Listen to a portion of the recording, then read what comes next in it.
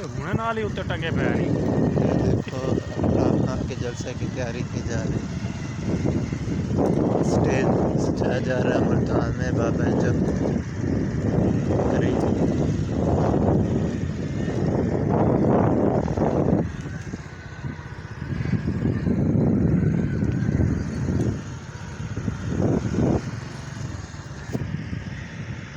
तोहर लाई हुई है। हाँ ये सारा बनना है। साथियों देख सकते बना हो, वीडियो बना। बोले ना लग जा। अच्छा मेरी तस्वीर ठीक नहीं होता चार। देख सकते हो साथियों, आज यहाँ पे इमरान खान आ रहा है बाबर चौक। ये बाबर और चौक आगे है। हो जा और आगे हो के वीडियो बना। ये भाई आया इसके साथ है। ये बाबर चौक के करीब चौक पर ही ये जलसा हो रहा है इमरान खान का। अगली वीडियो में मिलेंगे।